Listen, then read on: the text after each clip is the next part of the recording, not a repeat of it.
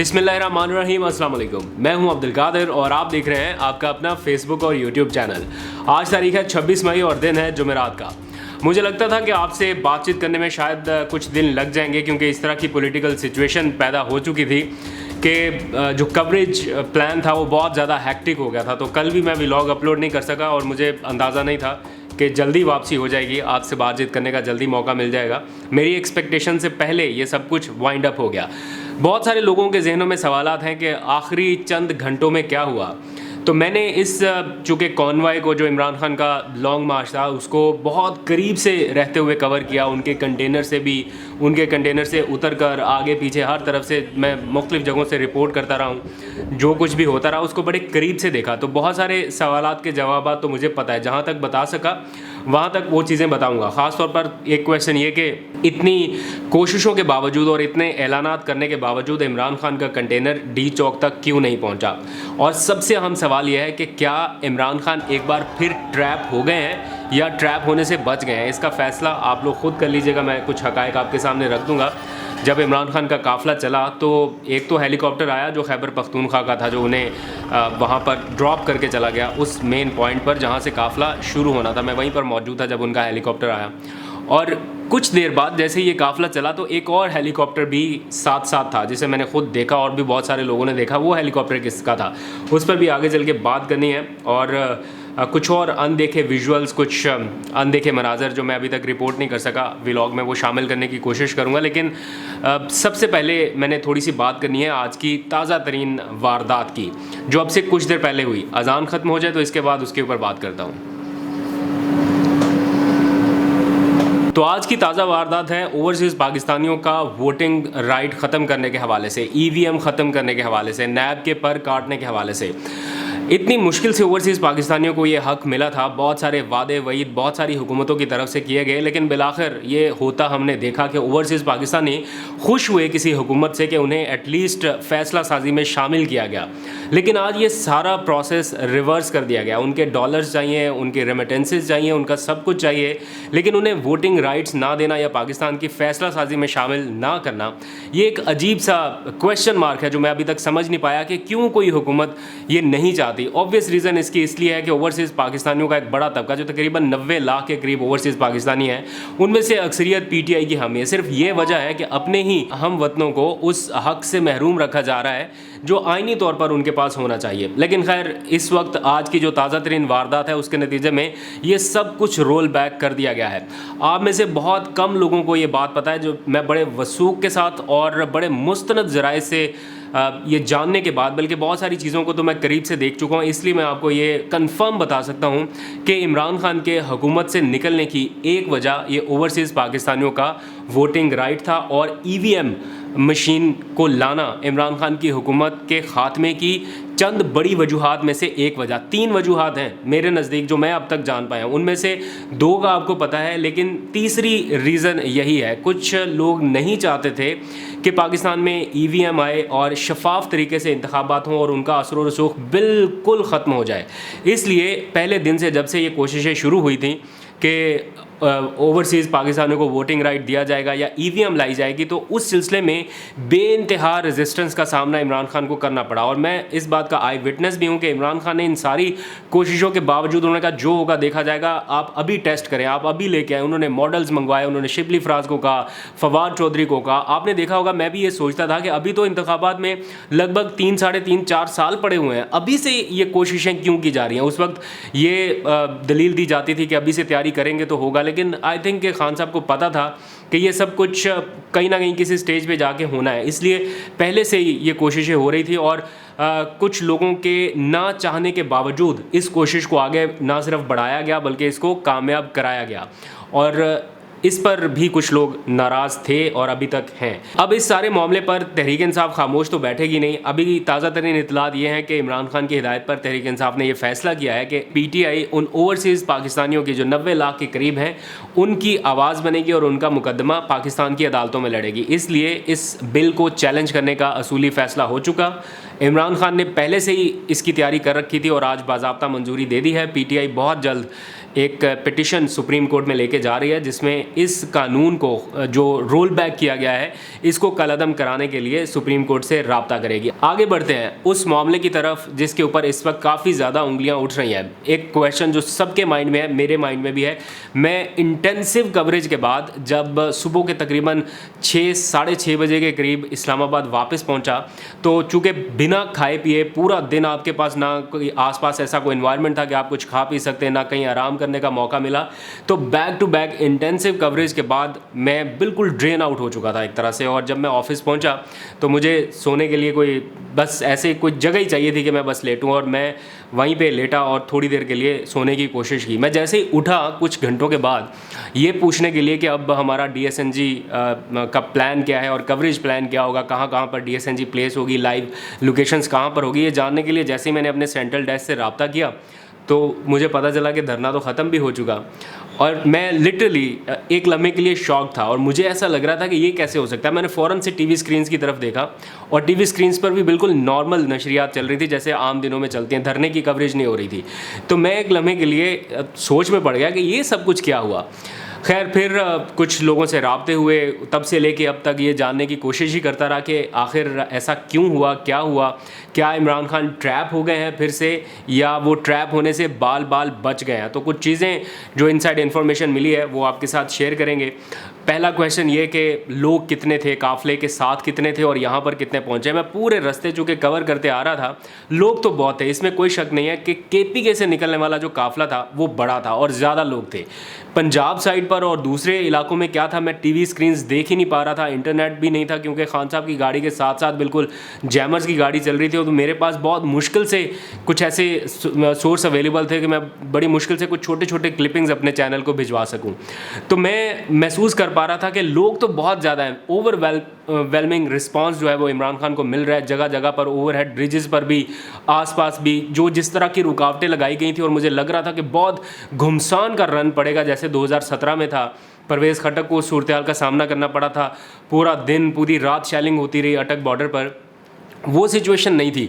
कारकुनान ने थोड़ा देर से ही सही लेकिन रुकावटें ख़त्म करवाने में वो कामयाब हुए, और इमरान खान का काफ़िला जिस तरह से आगे बढ़ता रहा और रुकावटें ख़त्म होती रहीं, उनसे भी कुछ सिग्नल्स मिल रहे थे कि जिस तरह से पुलिस नफरी अब आहिस्ता आहिस्ता पीछे हटना शुरू हो गई है, तो there is something wrong behind the ball. Because ऐसी खबरें भी आने लगी थी कि इमरान खान धरना नहीं करेंगे और जलसा करने के बाद फ़ौरन से वहाँ से वापस चले जाएंगे। ऑल्दो कि पार्टी की सतह पर इसकी तरदीद की जाती रही कि नहीं जी, हम तब तक बैठेंगे जब तक इलेक्शन डेट अनाउंस नहीं हो जाती, लेकिन बाय द एंड ये सब कुछ हुआ और इसके सिग्नल्स उसी वक्त मिल रहे थे जिस वक्त इमरान खान का काफ़िला पेशावर से इमरान खान फ्लाई किए और मर्दान इंटरचेंज पर पहुँचे। ये वो पहला पॉइंट था जहाँ से मैंने रिपोर्ट करना शुरू किया, और उस वक्त भी मैंने कुछ मिस्टीरियस किस्म की एक्टिविटीज़ अपने अराउंड में देखें जिन्हें मैं उस वक्त रिपोर्ट नहीं कर सका। एक तो हेलीकॉप्टर वो आया जिसमें इमरान खान साहब आए वहाँ पर मर्दान इंटरचेंज पर, जो खैबर पख्तूनख्वा का हेलीकॉप्टर होगा उनकी हुकूमत का।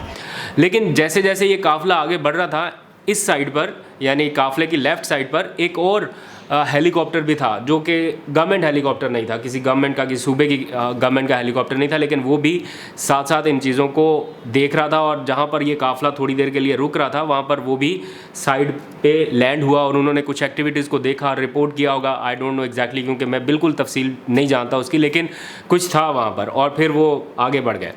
तो जैसे जैसे ये काफ़िला आगे बढ़ता जा रहा था, इमरान खान फ़ोन पर राब्ते भी कर रहे थे, उनकी बातचीत भी चल रही थी, वो अपने वीडियो मैसेजेस भी रिकॉर्ड करा रहे थे और हम सब इसको कवर भी करते रहे, रिपोर्ट भी करते रहे टेलीविज़न पर, और बड़ी मुश्किल सूरत हाल से हमने इसको रिपोर्ट किया। ये काफ़िला दिन 3 बजे पहुंचना था इस्लामाबाद में, लेकिन इतने ज़्यादा लोग होने के बावजूद और सुस्त रफ्तार होने के बावजूद ये काफ़िला रात के 3 बजे भी नहीं पहुंच सका। हम इस्लामाबाद में एंटर होने के बाद भी 4 घंटे तक, 4 साढ़े 4 घंटे तक इस्लामाबाद की सिर्फ श्रीनगर हाईवे के ऊपर ही फंसे रहे और बड़ी मुश्किल से हम एक जगह पर पहुंचे जहां से इमरान खान को खिताब करना था, सेंटोरस ब्रिज के पास।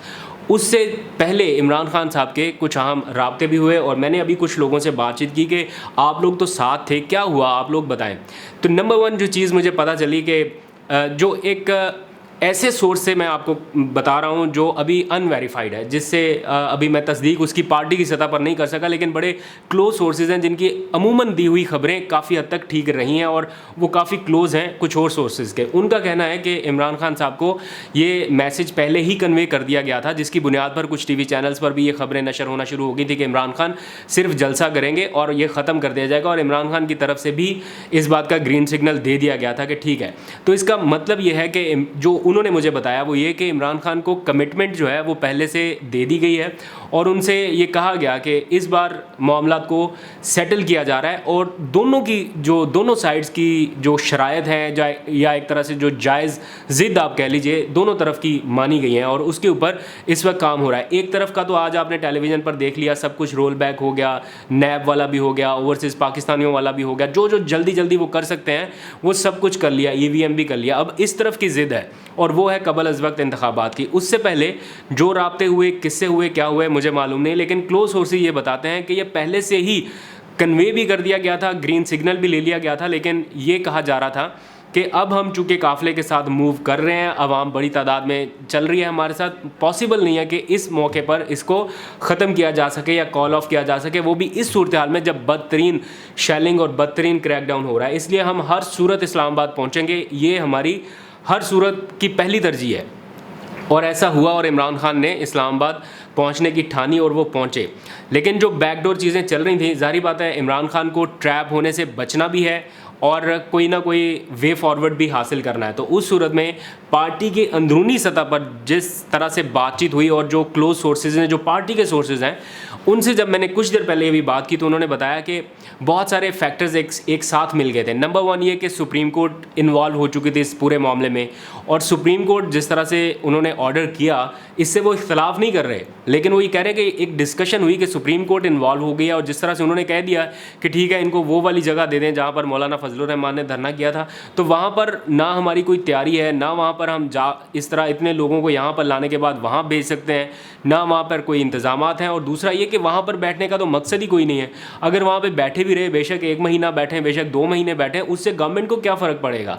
कोई फ़र्क नहीं पड़ने वाला। और हमारा सारा जो प्रेशर है, जो सारा दबाव हम डालने की कोशिश कर रहे थे, वो सारी ख़त्म हो जाएगी। और दूसरा एक मेन जो कंसर्न था वो ज़ाहिर बात है अवामी रिस्पॉन्स का भी था। बेशक अवाम बड़ी तादाद में निकले जब इमरान खान ने खिताब किया और भी जो कुछ किया, लेकिन कहीं ना कहीं तो समहाउ मुझे ऐसा लगता है कि वो काफ़िले का हिस्सा नहीं बन रहे थे, वो सिर्फ इमरान खान को देखने आए थे और देखने के बाद शायद वापस लौट गए। और इससे पहले एक रीज़न ये भी है कि इमरान खान ने बहुत बड़े बड़े जलसे कर दिए।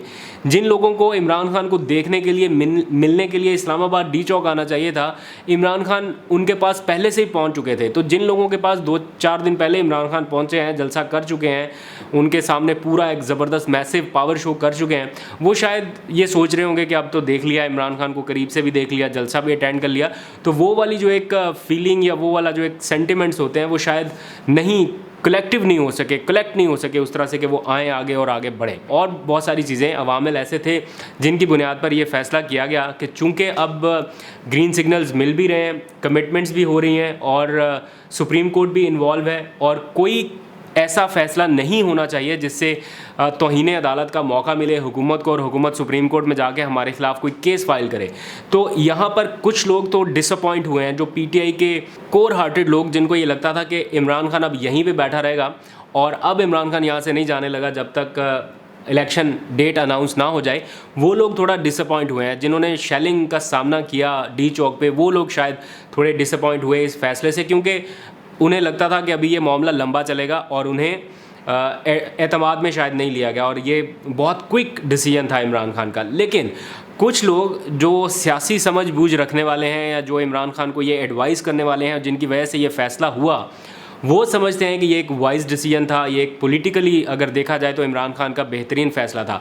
मैं अगर ज़ाती अपनी राय दूं तो मुझे ऐसा लगता है कि ये इमरान खान का एक बहुत बड़ा कार्ड था, लॉन्ग मार्च का कार्ड, ये एक बहुत बड़ा प्रेशर टैक्टिक्स का, और ये प्रेशर टैक्टिक्स जल्दी प्ले हो गया और जल्दी एंड हो गया।